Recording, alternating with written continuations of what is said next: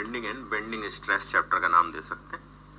ठीक है, काफी कुछ पहले से जानते हैं, लेकिन जो चीजें नहीं जानते हैं वो आज जान लेंगे। ठीक है, बेंडिंग के बारे में बहुत कुछ पढ़ा चुका हूँ, मैं मान के चलूंगा कि वो रिवाइज है और बार बार आएगा, तो रिवाइज नहीं भी है तो रिवाइज हो जाएगा। ये फायदा मिलेगा कुछ चीजों को पहले पढ़ने का और दोबारा फिर से आने का।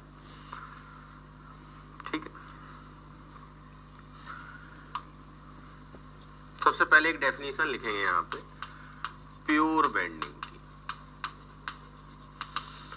प्योर बेंडिंग किसे कहते हैं?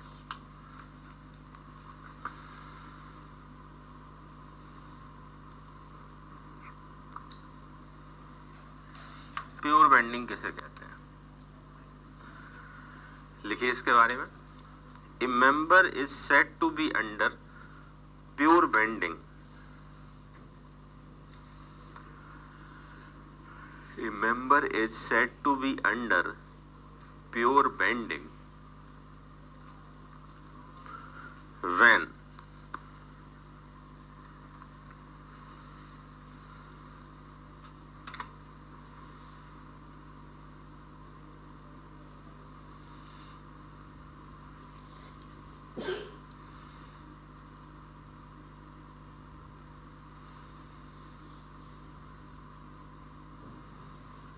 ठीक है रंजन, कोई दिक्कत नहीं। Okay, a member is said to be under pure bending when bending moment is constant, when bending moment is constant throughout the beam, bending moment constant throughout the beam or member।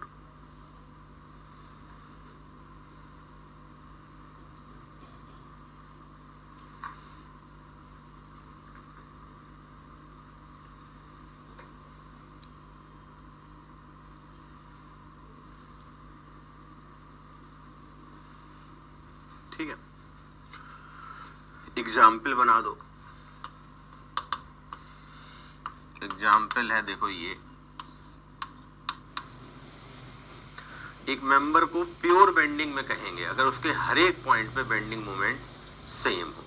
जैसे बताओ ए point पे कितना bending moment है, B पे कितना है, सी पे कितना है। तो अगर मैं एम ए बताऊं तो M A M, M B बताऊं तो मैंने क्या सिखाया था कि किसी भी पॉइंट का बेंडिंग मोमेंट निकालना हो तो जरूरी नहीं उसी पॉइंट पे जो लगा हो वही बेंडिंग मोमेंट लो, उसके राइट के सारे बेंडिंग मोमेंट जोड़े जाते हैं। मतलब किसी पॉइंट की बेंडिंग मोमेंट की डेफिनेशन पहले भी लिखा चुका हूं, इसलिए फिर नहीं लिखा रहा हूं। कभी भी किसी पॉइंट का बेंडिंग मोमेंट निकालना है उसके राइट के सारे जोड़ दो। तो ये भी एम है, सी के लिए एम है, सारे पॉइंटों के लिए एम है, तो हम लिख देंगे hence beam is under pure bending. बना दीजिए इस एग्जाम्पल को, और ऐसे कई और भी एग्जाम्पल आएंगे जब हम कल एसएफडी वीएमडी चैप्टर पढ़ेंगे।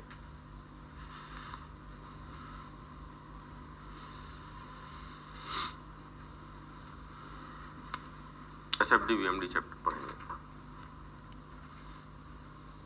ठीक है, तो जस्ट मैंने एक एग्जाम्पल दिया आपको।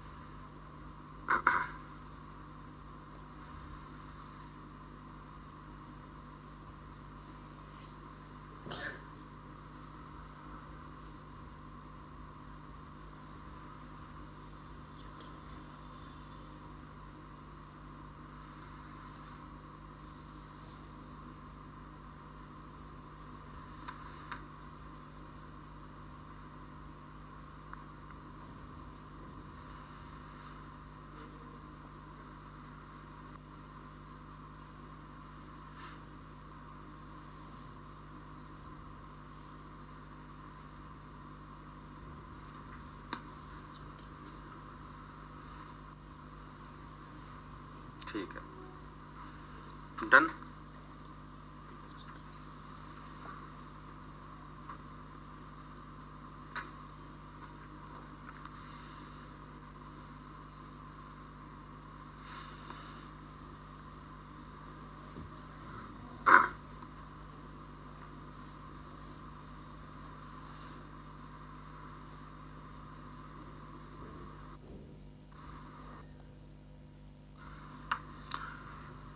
सो बेंडिंग स्ट्रेसेस पे आते हैं।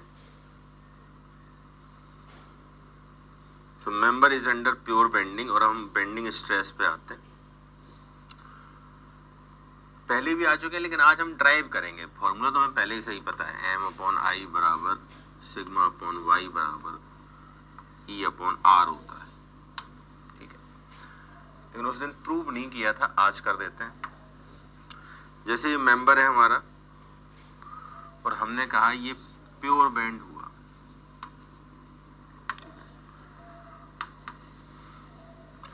और इसका क्रॉस सेक्शन हर जगह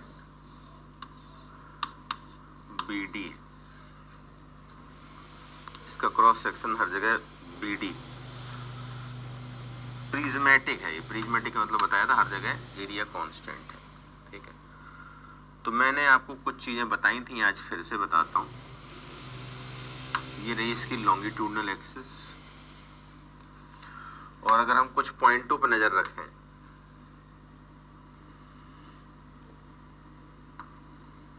कुछ पॉइंटों पर नजर रखें, जैसे A, B, C नाम दे देते हैं, ठीक है। कुछ पॉइंटों पर नाम रखें, नजर रखें। जैसे मैं इसे कह देता हूं A,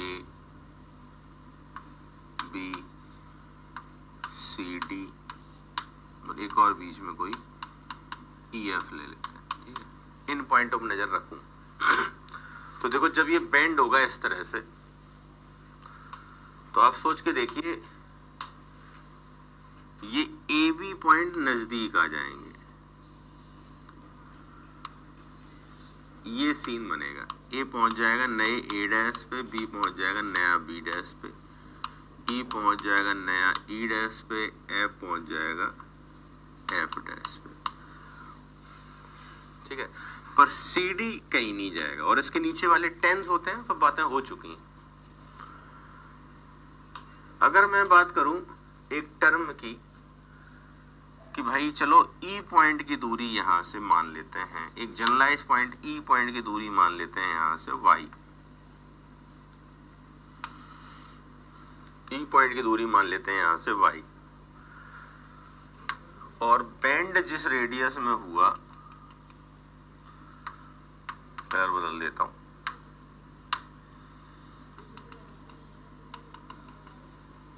इस एंगल को कह देता है थीटा। जस्ट नाम दिया भी मैंने, बहुत सिंपल बात करी। एक कंपोनेंट को हम लोग बेंड कर रहे हैं, तो मैंने कहा A कोई नए A पे जाएगा, B कोई नया B पे जाएगा, लॉन्गिट्यूडनल एक्सिस के ऊपर सब पास पास आएंगे, कंप्रेस होगा। सब पढ़े हैं, फॉर्मूला भी पहले से आता है, क्वेश्चन भी लगा चुके हैं, पर आज प्रूव करेंगे ना यार। तो अगर हम यहाँ पे कुछ बातों को समझें, तो y दूरी है E पॉइंट की, एनी जनरलाइज पॉइंट की। तो अगर मैं कहूं स्ट्रेन कितना आया, स्ट्रेन कितना आया at any generalise point,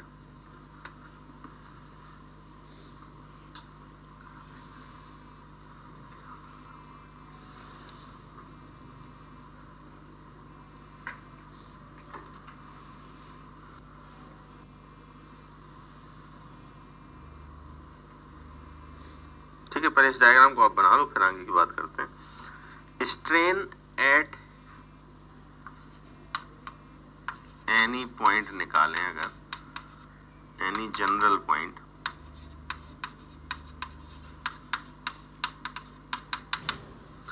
strain at any general point निकालें, तो जैसे EF नए EF पे शिफ्ट हो गया है, तो मैं कहूंगा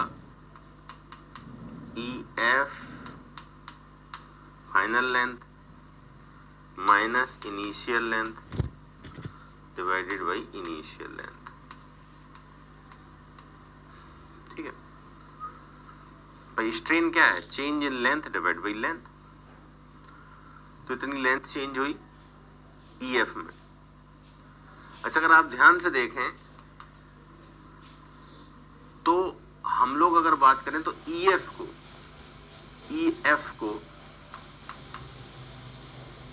ई डैश एफ डैश ईएफ को सीडी के बराबर भी लिख सकते हैं। ठीक है, और एक टर्म मैं नया यहां पे मानता हूं आर, इसको नाम देता हूं रेडियस ऑफ कर्वेचर।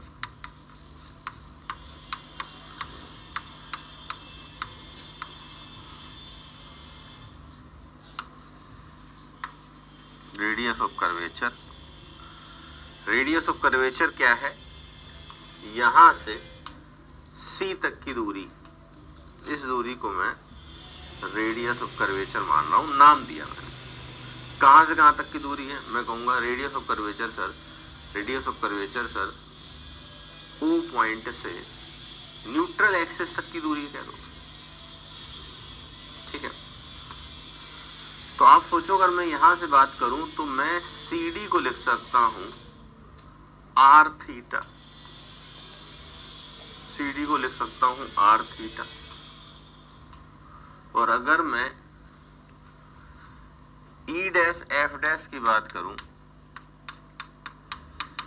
तो ये दूरी हो जाएगी यहां से यहां तक की आर माइनस वाई, पर ये पूरी आर है, इससे वाई घटा देंगे, R minus Y into theta. यहां डेटा भर देंगे। तो अगर मैं कहूं स्ट्रेन कितना आएगा, नॉर्मल स्ट्रेन है, तो मैं कहूंगा ये आएगा R minus Y theta minus R theta divide by R theta. और स्ट्रेन में देखो आर थीटा से आर थीटा कट गया और यहां बचेगा माइनस के Y theta, theta will cancel upon R. पहले यहां तक नोट कर लो, फिर आगे की बात करते हैं। यहां तक नोट कर लो, फिर आगे की बात करते हैं।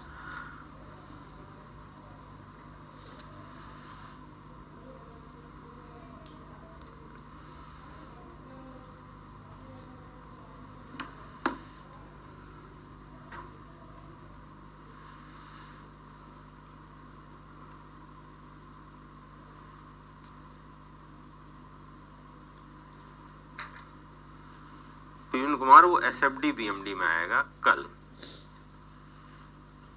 और तुम इतने इंटेलिजेंट अगर होते तो लास्ट ईयर पढ़ के कोई एग्जाम निकाल लिए होते। इसलिए जो पढ़ रहे हैं उसको अच्छे से पढ़ो। पहले ये पढ़ा दो, पहले वो पढ़ा दो, ऐसे थोड़ा ना होता है। हर चीज का एक सीक्वेंस होता है। अब तुमने लास्ट ईयर किसी कोचिंग में जो सीक्वेंस पढ़ लिया, तुम चाहते हो वही पढ़ाया जाए, ऐसा थोड़ा ना होता है। तो अब तो आपने वहीं पढ़ा होता, इतने इंटेलिजेंट होते तो एग्जाम निकल नहीं गया होता। क्यों दोबारा पढ़ रहे होते? मुझे पता है आप दोबारा पढ़ रहे हो, ठीक है, लेकिन क्वेश्चंस के एक भी आंसर नहीं देते हो जो मैं पूछता हूँ। बस ये कहते हो सर ये वाला पहले पढ़ा दो, वो वाला पहले पढ़ा दो। अरे क्यों पढ़ा दे? नोट करो, कल देखेंगे कितना आता है तुमको एसएफडी बीएमडी, कितने आंसर्स तुम्हारे सही होते हैं। इस तरह के स्टूडेंट जो लास्ट ईयर कहीं पढ़ के दोबारा और बच्चों को परेशान करते हैं आगे आगे बोल के, मैं ये नहीं कह रहा हूं दोबारा पढ़ना गलत है, वो डिस्टर्ब करते हैं केवल दूसरों को। मुझे कोई डिस्टर्बेंस थोड़ा ना है।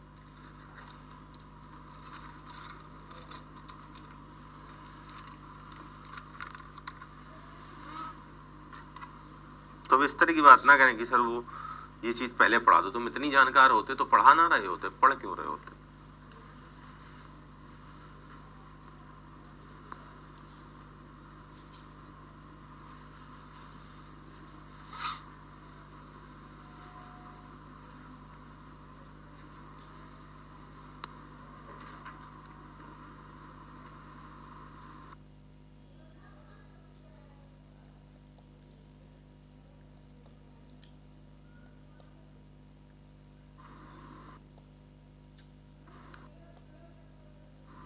जल्दी से बताएं भाई, कंप्लीट हुआ कि नहीं।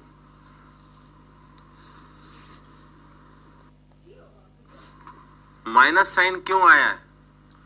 क्योंकि ये कंप्रेसिव स्ट्रेन है।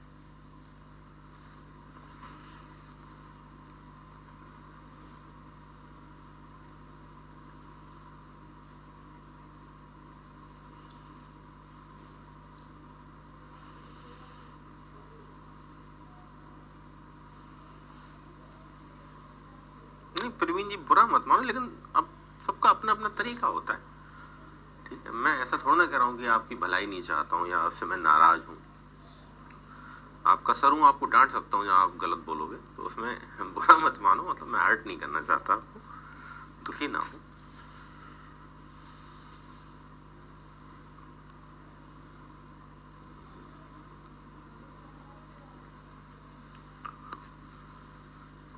क्लियर?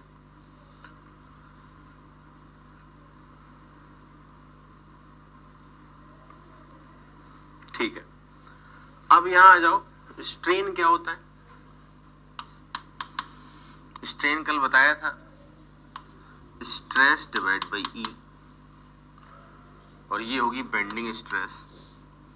तो स्ट्रेन होगा सिग्मा बी अपॉन ई, और जैसे इस डेटा को यहां भरोगे आप, सिग्मा बी अपॉन ई बराबर वाई अपॉन आर। कंप्रेसिव है तो हम मैग्नीट्यूड की बात कर लेते हैं, क्योंकि साइन तो हम जानते ही हैं कंप्रेसिव है, इसलिए मैं माइनस हटा देता हूँ। और यहाँ से बेंडिंग इक्वेशन का पहला पार्ट ड्राइव हुआ, सिग्मा बी अपॉन वाई बराबर E upon are.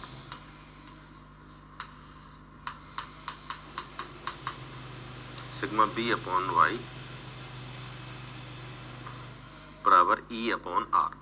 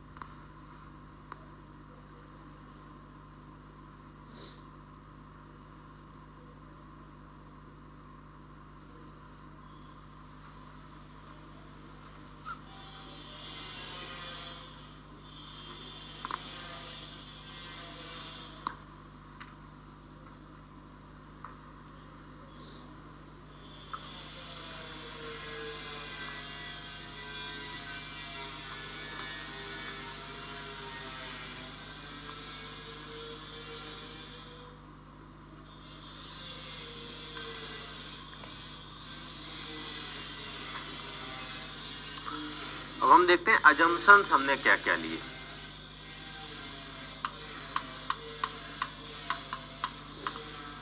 Assumptions made in bending equation.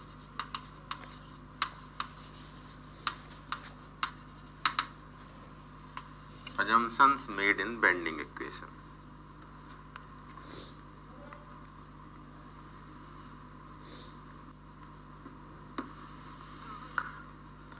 तो देखिए कुछ assumptions तो वैलिड ही हैं, जो कल भी मैंने बताए थे कि मटेरियल को हमेशा सौम्य कैसा माना गया है, homogeneous and isotropic.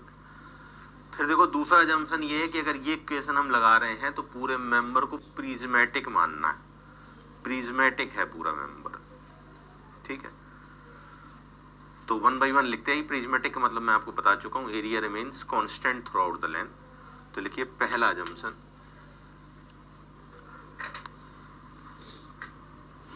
material is assumed homogeneous and isotropic. Material is assumed homogeneous and isotropic.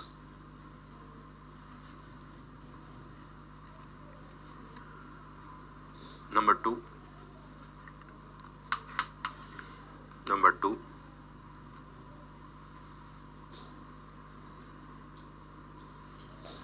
member is subjected to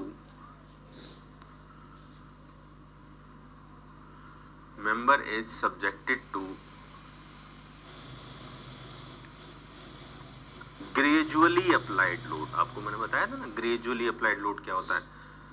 तो वैसे ही सारे लोड लगाए जाते हैं सोम के, तो ये वाला मूवमेंट भी ग्रेजुअली लगाया होगा।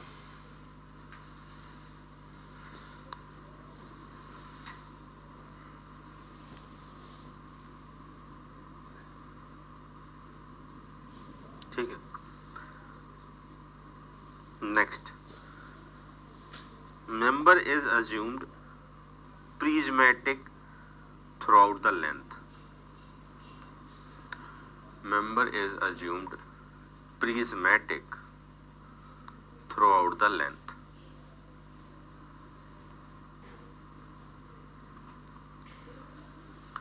Member is assumed prismatic throughout the length.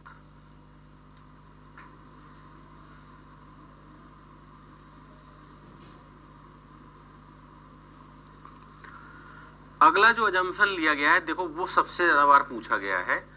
Assumption ये लिया गया है कि ड्राइव करते समय सबसे पहले स्ट्रेन y के प्रोपोर्शनल आया है। तो strain proportional to y, y क्या है ऊपर लिख दिया है, distance of any general point.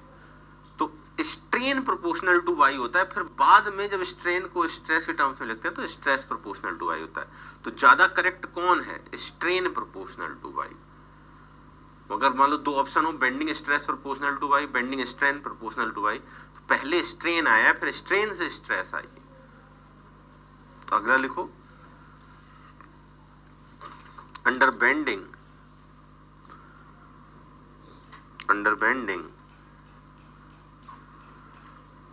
Strain is directly proportional to y। Strain is directly proportional to y.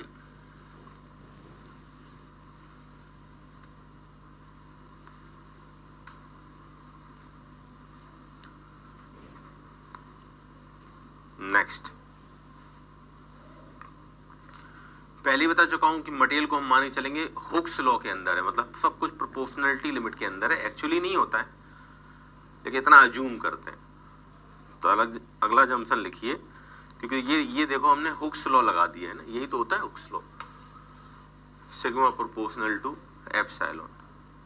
तो अगला जम्पशन है कि मटेरियल ओबेज हुक्स लॉ।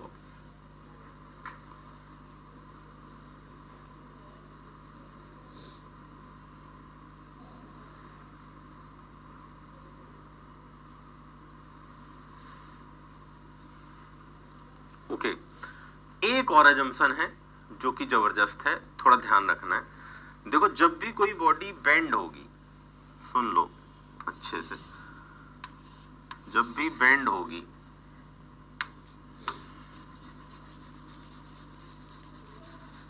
जब भी कोई बॉडी बेंड होगी तो उसके क्रॉस सेक्शन एरिया में भी कुछ फर्क आता है। क्रॉस सेक्शन एरिया में भी कुछ फर्क आता है। कैसा फर्क आता है, अगर आप इस तरह से बेंड करोगे तो नीचे वाले की लेंथ बढ़ रही है। तो अगर आप एरिया को ध्यान से देखोगे तो एरिया जो पहले BD हुआ करता था, आफ्टर बेंडिंग एरिया BD नहीं है, क्योंकि अगर यहाँ नीचे साइड की लेंथ बढ़ जाएगी तो अदर डायमेंशन क्या हो जाएंगे, अगर नीचे लेंथ बढ़ी तो विड्थ घटी, और ऊपर साइड लेंथ घटी तो विड्थ बढ़ी। तो बेंड होने के बाद ये प्लेन ऑफ क्रॉस सेक्शन ऐसा सीधा नहीं रहता है, प्लेन ऑफ क्रॉस सेक्शन कुछ ऐसा हो जाता है।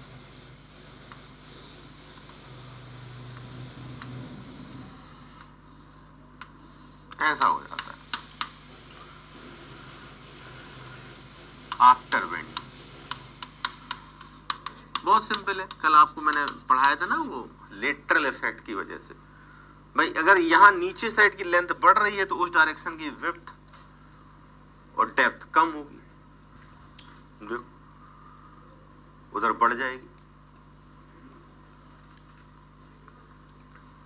उल्टा हो गया, सॉरी, यहाँ की लेंथ बढ़ रही है तो इधर विड्थ कम होगी।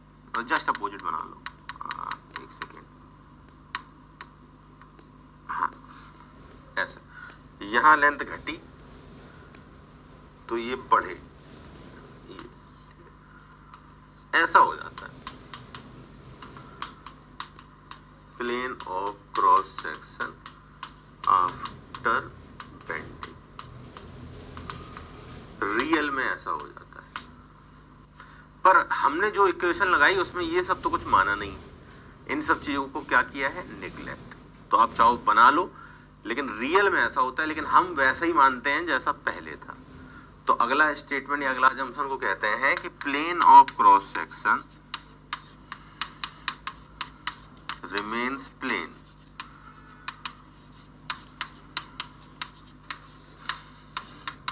After bending. ये अजम्पशन है, रियल में ऐसा नहीं होता है। रेडियस ऑफ कर्वेचर नदी में कुछ नहीं होती, कोई चीज अगर बेंड हुई है तो जिस रेडियस को बनाएगी, ये जो सेंटर होगा, प्योर बेंडिंग में आगे चल के देखेंगे हम लोग सर्कुलर शेप में मुड़ता है, तो इसी रेडियस को रेडियस ऑफ कर्वेचर कहते हैं। भाई कोई भी चीज की जो रेडियस होगी उसी को रेडियस ऑफ कर्वेचर कहते हैं।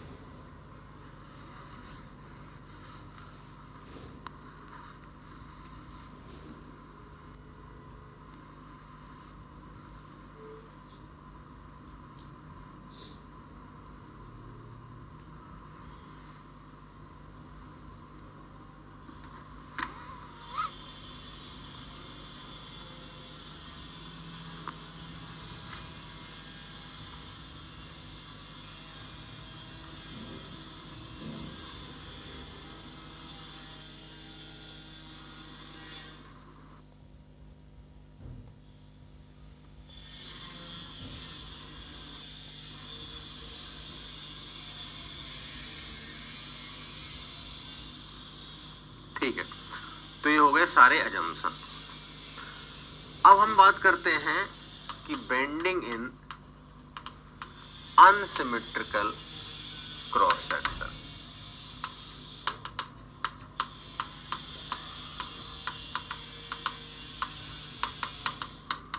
अनसिमेट्रिकल क्रॉस सेक्शन में बेंडिंग कैसे होता है? बेंडिंग इन अनसिमेट्रिकल क्रॉस सेक्शन, जैसे हम लोग क्या करें कि एक टी शेप की बीम ले लें या ट्रायंगुलर शेप की बीम ले लें। जैसे मान लो अगर हम कहें कि जरूरी क्या है कि वो रेक्टेंगल हो, मान लो उसका क्रॉस सेक्शन ट्रायंगुलर, फिर बेंड कराया,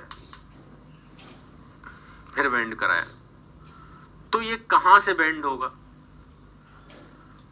तो ध्यान रखना, इस बार न्यूट्रल एक्सिस जो है ना, मिड से पास नहीं करती। न्यूट्रल एक्सिस हमेशा याद रखो सीजी से पास करती। Neutral axis always passing through CG. तो इस बार ये होगी neutral axis. Neutral axis always passing through CG, तो यहां होगी न्यूट्रल प्लेन, यहां बनेगा, सीजी पे बनता है। ठीक है, अब एक बात बताओ, बहुत सिंपल, बेंडिंग स्ट्रेस तो मैं पढ़ा चुका हूं, निकालना क्या होता था, सिग्मा बी अपॉन वाई बराबर एम अपॉन आई। ठीक है, अभी वो जस्ट प्रूव हो जाएगा। लेकिन अगर मैं बात करूं डिस्ट्रीब्यूशन की, तो बेंडिंग स्ट्रेस को क्या लेते हो आप, M upon I into Y. I तो एरिया का होता है, मूवमेंट तो कांस्टेंट है। सोचो यहां पे वाई टॉप और वाई बॉटम बराबर नहीं होगा, वाई टॉप ज्यादा है वाई बॉटम से, वाई टॉप ज्यादा है वाई बॉटम से। तो क्या मैं यहां कह दूं कि इस बार बेंडिंग स्ट्रेसेस जो अभी तक सिमेट्रिकल क्रॉस सेक्शन में, मतलब इसमें अगर हम बात करें रेक्टेंगल में, तो ऊपर कंप्रेसिव आती थी, नीचे टेंसाइल, और बराबर आती थी मैग्नीट्यूड में, क्योंकि ऊपर का वाई और नीचे का वाई सेम होता था। लेकिन अनसिमेट्रिकल में ऐसा नहीं होता है। अगर अनसिमेट्रिकल क्रॉस सेक्शन को बेंड करोगे तो क्या मैं लिख सकता हूं कि bending stress eight top is greater than bending stress at bottom. जैसे एक और एग्जांपल देता हूं और क्लियरिटी आएगी। जैसे मैं कह दूं बीम टी सेक्शन की है, बीम टी सेक्शन की है,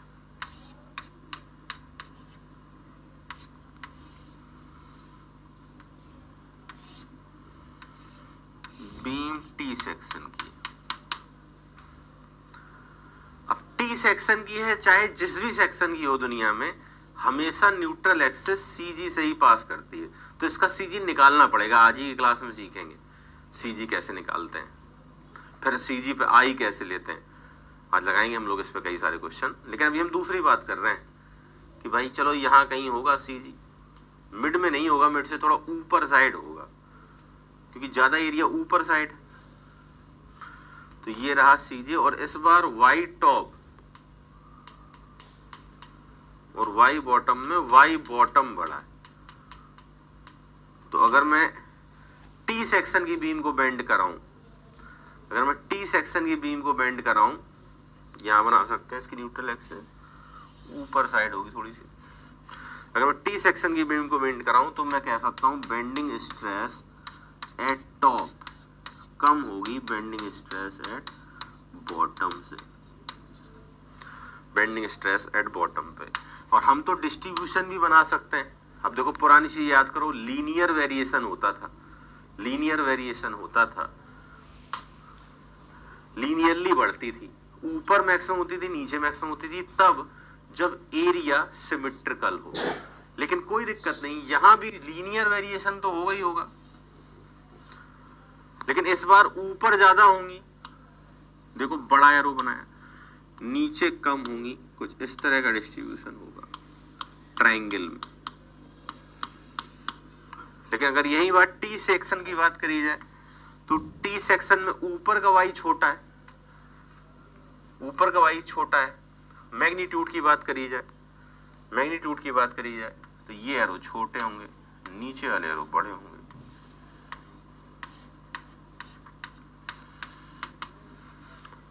तो अनसिमेट्रिकल में जहां का वाई ज्यादा होता है वहीं की स्ट्रेस ज्यादा होती है, लेकिन सिमेट्रिकल में टॉप और बॉटम की नीचे की स्ट्रेस सेम होती। अब देखो कुछ हमने उस दिन पढ़ लिया था, अब वो बेसिक आज हम इस्तेमाल करेंगे, थोड़ा बारीकियों को समझेंगे ताकि ऑब्जेक्टिव हो सके। नोट करो यहां तक, कोई डाउट हो तो पूछो।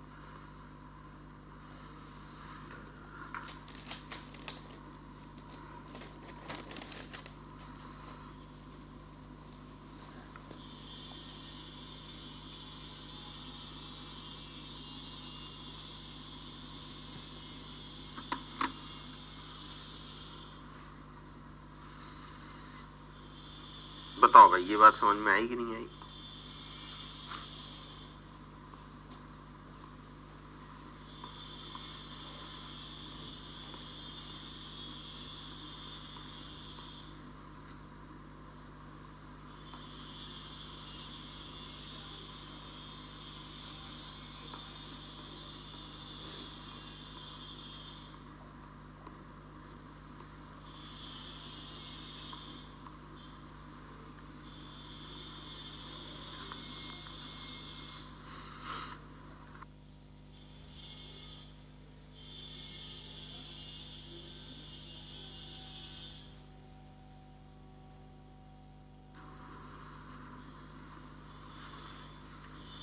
Complete.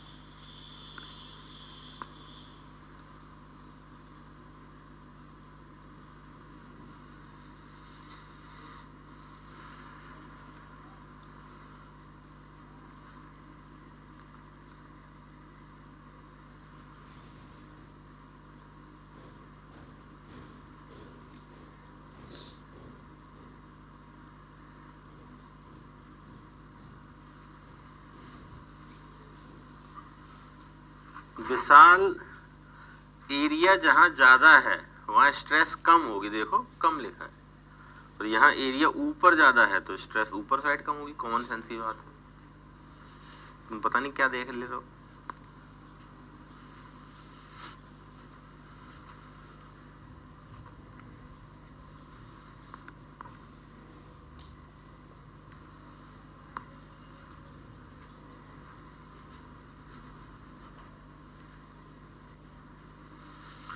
Noted, done.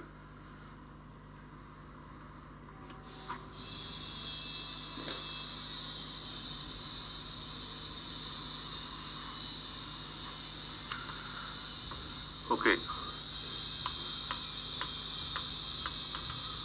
Symmetrical cross section कौन कौन से हो सकते हैं? एक तो सर्कुलर होगा,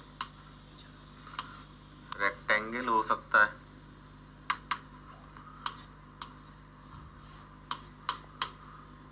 स्क्वायर हो,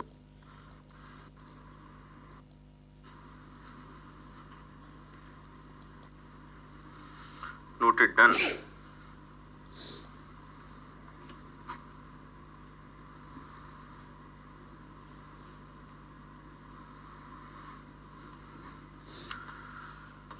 ओके.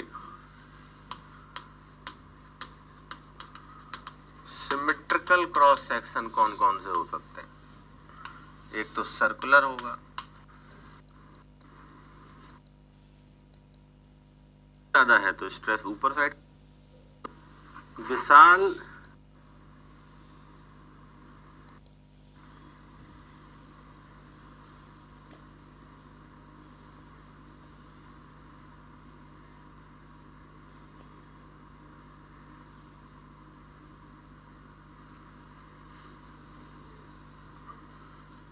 विशाल एरिया जहां ज्यादा है वहां स्ट्रेस कम होगी, देखो कम लिखा है, और यहाँ एरिया ऊपर ज्यादा है तो स्ट्रेस ऊपर साइड कम होगी. कॉमन सेंस की बात है.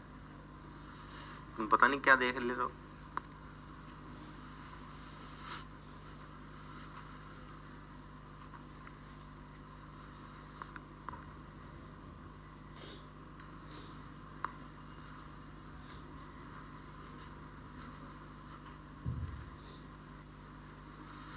Noted, done.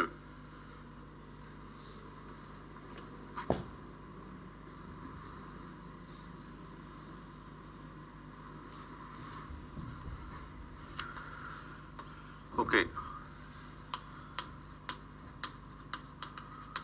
Symmetrical cross section कौन कौन से हो सकते हैं? एक तो सर्कुलर होगा, रेक्टेंगल हो सकता है,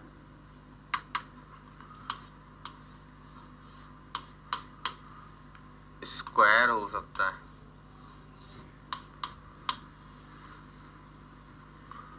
हॉलो सर्कुलर हो सकता है,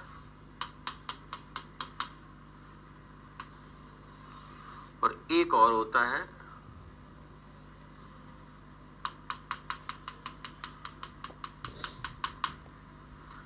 थिन प्रेशर वेसल. जैसे ये है सर्कुलर,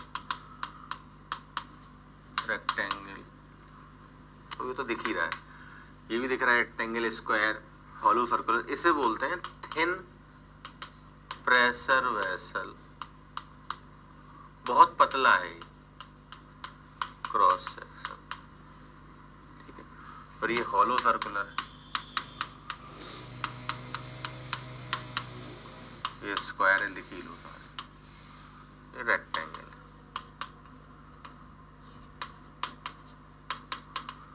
ठीक है, ये सब सिमेट्रिकल है. तो इनके लिए अगर इस तरह के क्रॉस सेक्शन की बीम होगी तो इनका वाई टॉप और वाई बॉटम बराबर होगा. तो इन सभी के लिए सिग्मा बेंडिंग टॉप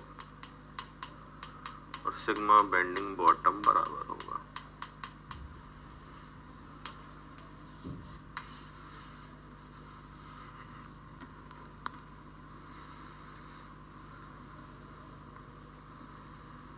लेकिन अगर और कोई क्रॉस सेक्शन आ जाता है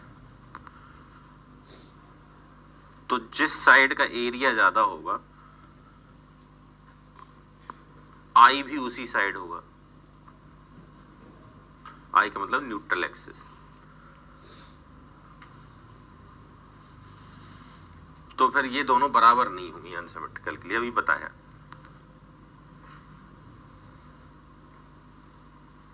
लिख लो जल्दी से इसे भी. मिसाल तुम समझ गए, तुम उल्टा देख गए थे.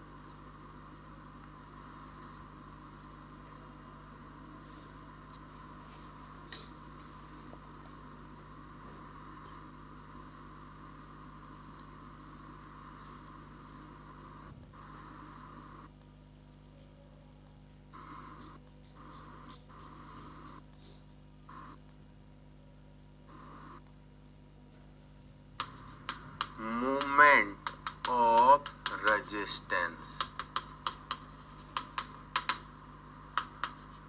MR से डिनोट करते हैं। नेक्स्ट हेडिंग है मोमेंट ऑफ रेजिस्टेंस MR। आएंगे प्रिंस, उस पे आएंगे, डोंट वरी।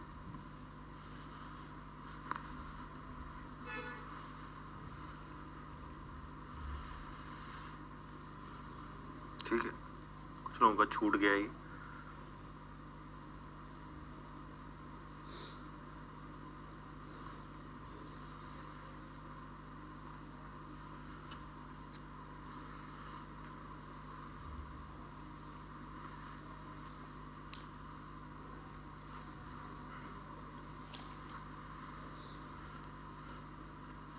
ठीक है, मोमेंट ऑफ रेजिस्टेंस डिफाइन करो इसे जल्दी से।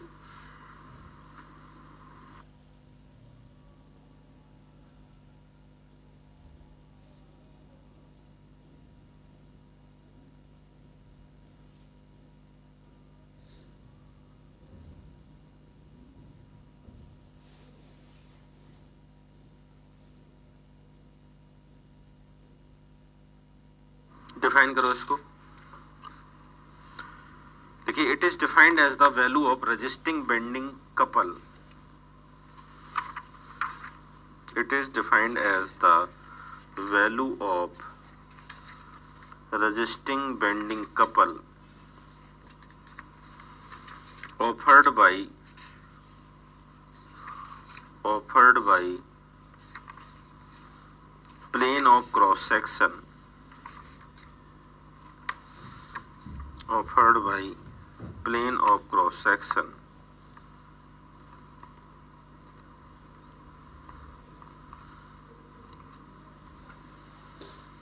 offered by plane of cross section of the member।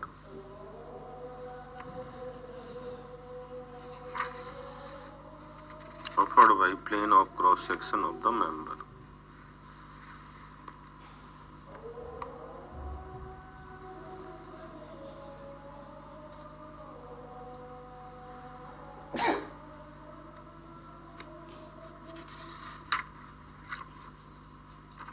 ठीक,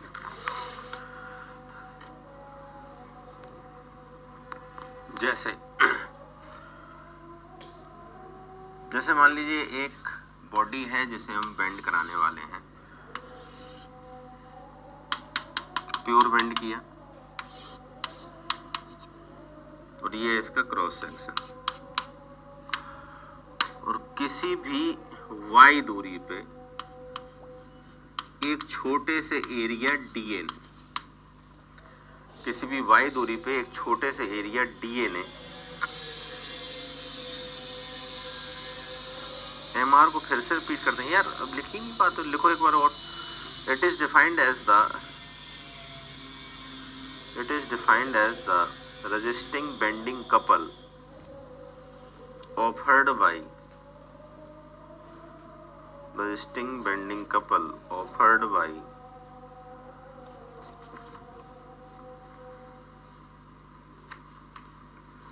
plane of cross section of the member। ठीक है, तो अब ध्यान देते हैं। अब हमने क्या किया, एक मेंबर लिया और उसको बेंड किया। तो हमने कहा ये है प्लेन ऑफ क्रॉस सेक्शन, ऐसे बेंड कर रहे हो। तो क्रॉस सेक्शन के हमने एक छोटे से टुकड़े को देखा। कभी भी कोई एलिमेंट के एक छोटे से टुकड़े को देखा जाए तो उसको हम लोग कहते हैं डिफरेंशियल टुकड़ा। एक छोटे से डिफरेंशियल टुकड़े को देखा, किसके, एरिया के। तो सोचो जब हम इस तरह से बेंड करेंगे तो ये छोटा सा टुकड़ा एक फोर्स लगाएगा, छोटा सा फोर्स लगाएगा DF का।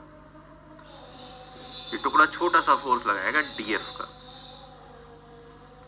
रजिस्ट करेगा, कहेगा हम तुम इधर ला रहे हो, हम उधर भेजेंगे। रेजिस्टेंस ऑफर किया,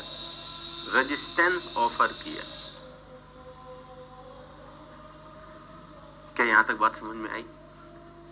तो एक छोटे से टुकड़े ने एक छोटा सा रेजिस्टेंस ऑफर्ड किया DF का, और ये DF होगा क्या कि अगर इस जगह y दूरी की स्ट्रेस सिग्मा है, y दूरी की स्ट्रेस सिग्मा है, y दूरी की स्ट्रेस सिग्मा है तो फोर्स बाई एरिया सिग्मा होता है, तो सिग्मा बेंडिंग में एरिया का गुणा कर दो, डीए का गुणा कर दो। इतना ये छोटा सा फोर्स लगाएगा, कहेगा हम अपोज करेंगे सर, हम अपोज करेंगे सर, हम इस एम की वजह से कंपोनेंट को ऐसे बेंड होने नहीं देंगे। तो हमने लगाया मूवमेंट ऐसे, एरिया ने उल्टा फोर्स लगाया, मूवमेंट दिया इस तरह से। कितना मूवमेंट दिया? रेजिस्टिंग बेंडिंग मूवमेंट कितना दिया?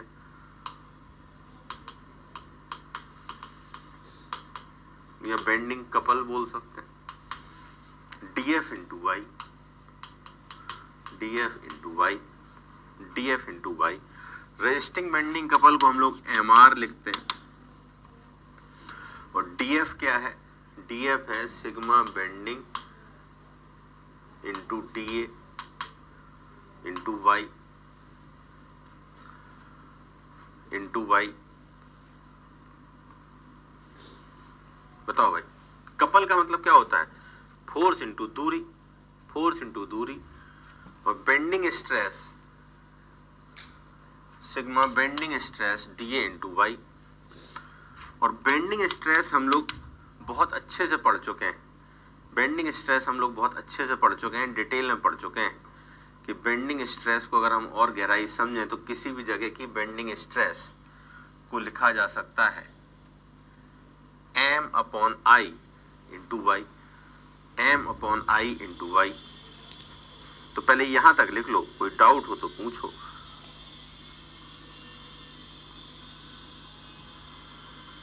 फिर आगे की बात बताता हूं, पहले यहां तक लिख लीजिए।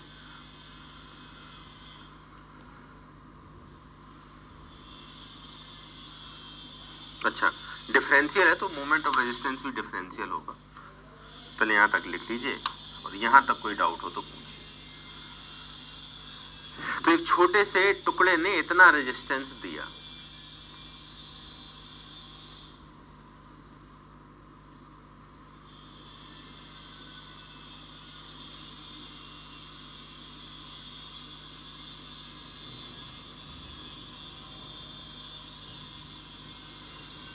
तो बहुत सिंपल बात मैंने करी कि जब भी एक क्रॉस सेक्शन को अपन बेंड करेंगे,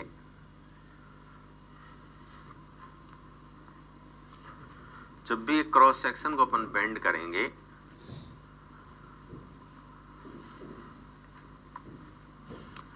तो उसका एक छोटा सा एरिया, छोटा सा रेजिस्टेंस देगा, ठीक है। अब हम सिग्मा बेंडिंग को क्या लिख सकते हैं? सिग्मा बेंडिंग को वो लिख सकते हैं जो अभी प्रूव किया आपने। सिग्मा बेंडिंग को क्या प्रूव किया था अभी कि सिग्मा बेंडिंग अपॉन वाई बराबर ई अपॉन आर। तो यहां से सिग्मा बेंडिंग को लिख सकते हो आप E upon R into Y, ये वैल्यू यहां भर दो तो डीएमआर हो जाएगा डिफरेंशियल रेजिस्टिंग मोमेंट, इस छोटे से टुकड़े का हो जाएगा E upon R into Y square D. और टोटल रेजिस्टेंस निकालने के लिए इंटीग्रेट कर दो पूरे एरिया का, पूरे एरिया का रेजिस्टेंस निकालने के लिए, उसी को हम एम आर कहते हैं। ई और आर तो कांस्टेंट ही है, रेडियस ऑफ कर्वेचर ई तो सब कांस्टेंट है, तो ई अपॉन आर आ गया बाहर, Y square D A integrate होगा, और वाई स्क्वायर डी ए के इंटीग्रेशन को ही हम लोग आई एन ए कहते हैं, जिसका नाम आप जानते हो सेकेंड मोमेंट ऑफ एरिया। और यहां से इसे आई लिख देते हैं, तो यहां से फॉर्मूला बन गया एम आर अपॉन आई बराबर ई अपॉन आर, और इसके बराबर पहले ही प्रूव कर चुके हैं सिग्मा बी अपॉन वाई। तो अब पूरी बेंडिंग इक्वेशन ड्राइव हो गई। अब हम लोग वाई स्क्वायर डीओ को निकालना सीखेंगे और अलग अलग क्रॉस सेक्शन के लिए बेंडिंग स्ट्रेस ड्रॉ करना सीखेंगे।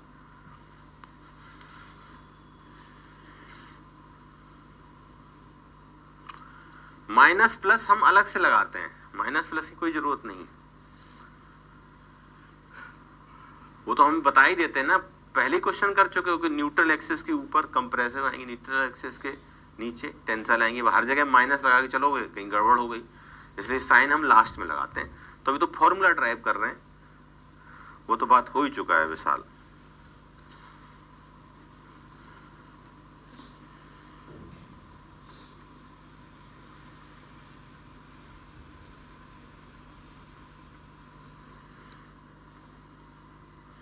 बहुत सिंपल, जब भी हम इस तरह से बेंड करेंगे तो एरिया चाहेगा बेंड ना हो, मतलब कोई भी मटेरियल लोड को रेजिस्ट करता है ना।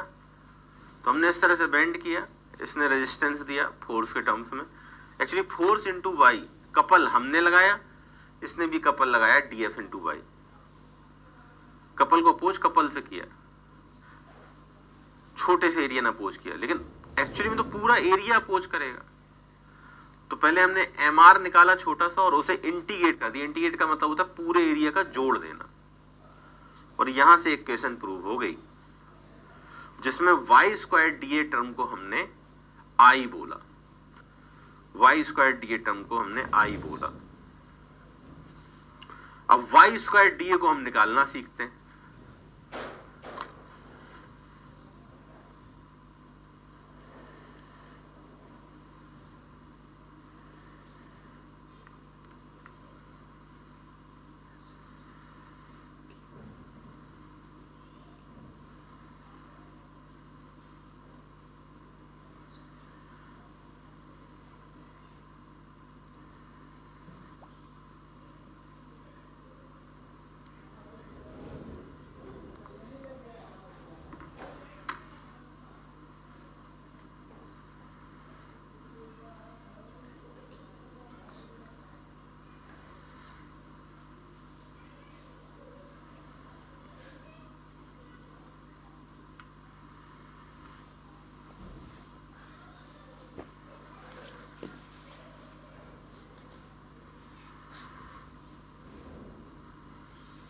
फोर्स इंटू डिस्टेंस,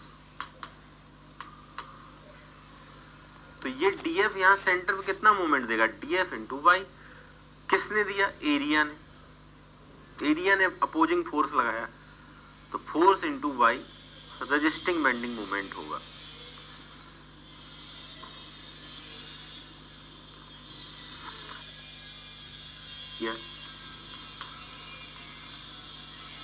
यहां की स्ट्रेस कोई सिग्मा बी होगी, उसमें एरिया को गुणा कर दिया, ये हो गया force, stress into area, force into Y. कोई बात नहीं, पूछ लो कोई डाउट हो तो।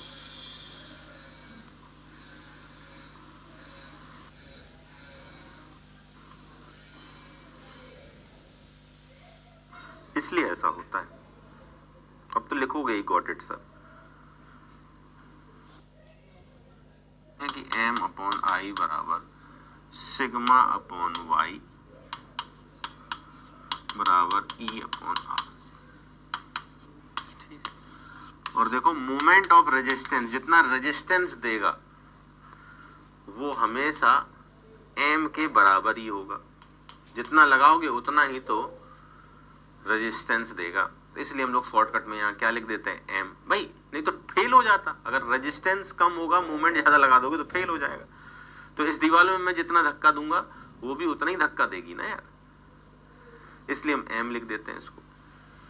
ठीक है, अब हम आ जाते हैं एक एक क्रॉस सेक्शन को। जैसे मैं सबसे पहले वाई स्क्वायर डी ए को फोकस करता हूं,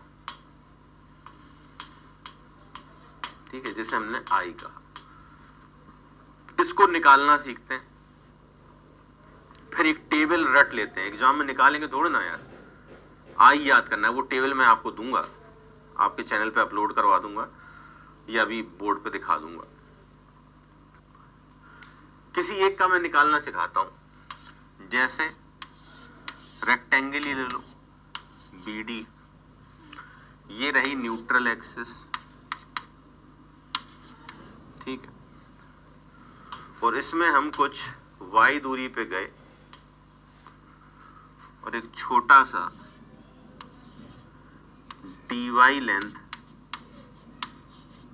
का एक स्ट्रिप कट कर लिया, डी वाई लेंथ का एक स्ट्रिप कट कर लिया, तो इसका डिफरेंशियल एरिया या डीए कितना होगा भाई, y into D Y, Y into D Y. जैसे रेक्टेंगल के लिए मैं वाई स्क्वायर डी ए निकालता हूं, तो मैं एक दूरी y पे गया, वहां एक स्ट्रिप कट कर ली, इसका एरिया क्या होगा, y into D Y, Y into D Y. अब हमें निकालना है वाई स्क्वायर डी ए को इंटीग्रेट करना है, तो वाई स्क्वायर डी ए को इंटीग्रेट करना है, तो वाई स्क्वायर डी ए, तो वाई स्क्वायर है ही, ये हो जाएगा, ये वैल्यू यहां भर दो डी ए की जगह, तो ये हो जाएगा वाई क्यूब, और ये बचेगा डी वाई। इसे इंटीग्रेट करना है तो आई निकल आएगा, इसी को हम आई एन ए कहते हैं। ये डी ए यहां भर दो। अब इंटीग्रेट कहां से कहां तक करें, दो बार करें, एक बार 0 से डी वाई टू, फिर नीचे साइड भी करेंगे 0 से डी वाई टू, या ज्यादा अच्छा है एक ही बार में कर दें, एक ही बार में इंटीग्रेट कर दें, y minus D Y two से प्लस डी वाई टू कर दो एक ही बार में, या 0 से डी वाई टू कर दो, 2 का गुणा कर दो।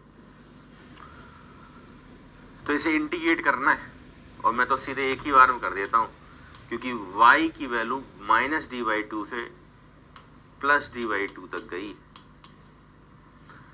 और आप इसे इंटीग्रेट कर लो, यहां से,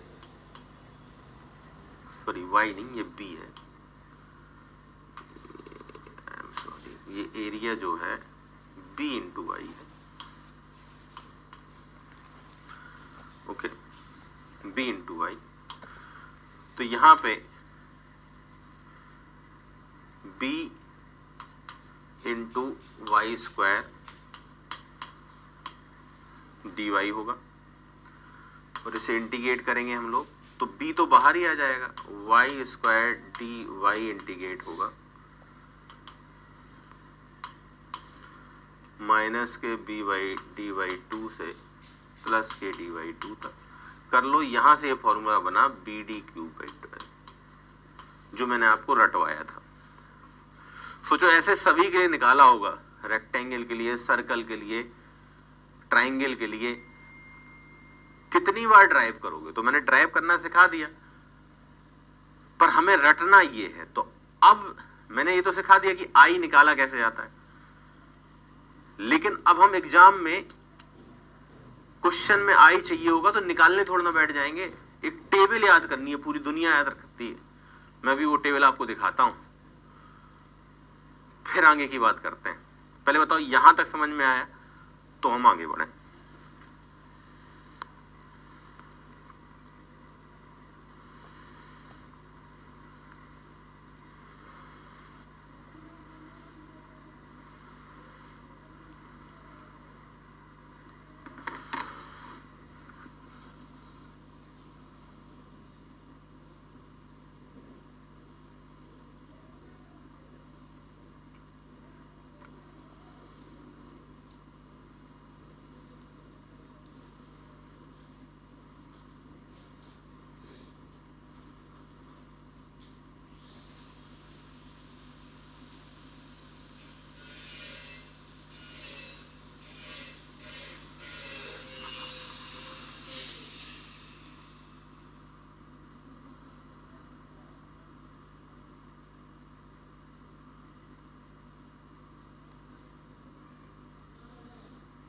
यहां तक क्लियर हुआ तो हम आगे बढ़े भाई।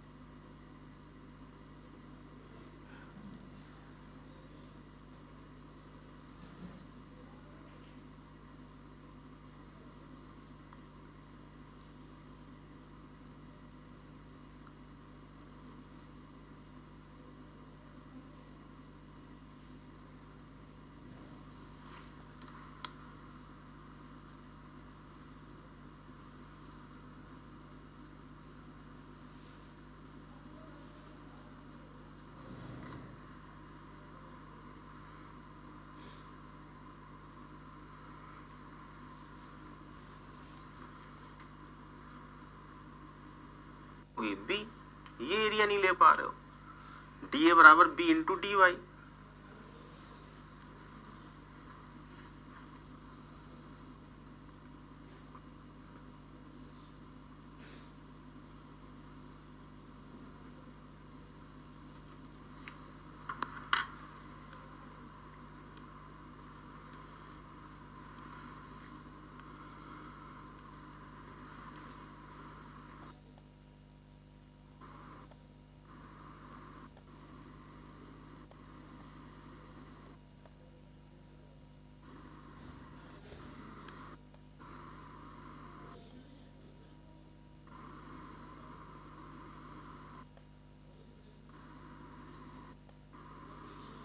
ठीक है,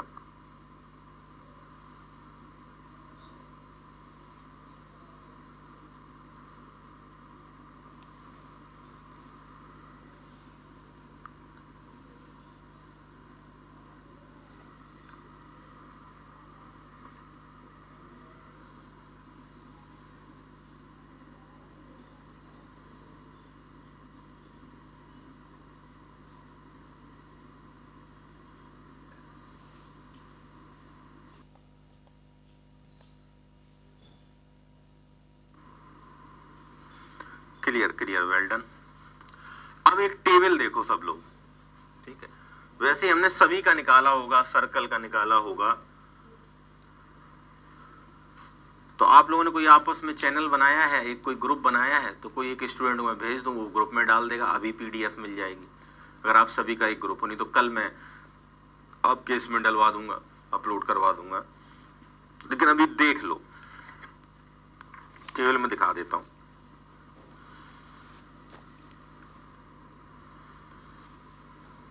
ठीक है, टेबल देख लो। अभी मोमेंट ऑफ इनर्शिया और मोमेंट ऑफ एरिया दोनों सेम नहीं है। मोमेंट ऑफ इनर्शिया आएगा मैकेनिक्स में, मैकेनिक्स वाले सर आपको पढ़ाएंगे। मोमेंट ऑफ एरिया वाला मैं आपको पढ़ा रहा हूँ। दोनों चीजें एक नहीं है, एक मत कहा करो बिना नॉलेज के।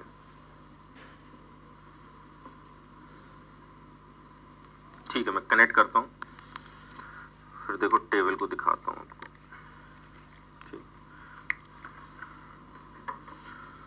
सो आई थिंक कनेक्टेड।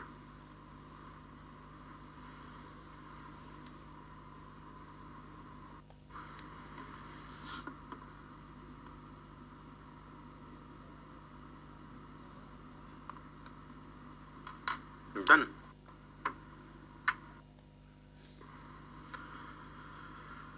थोड़ा टाइम लगता है, कई सारी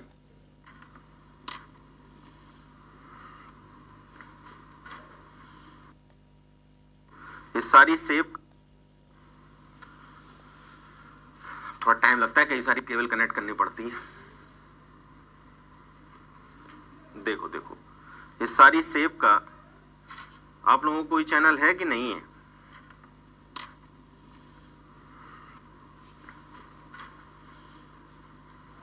आप लोगों को कोई चैनल है कि नहीं है भाई?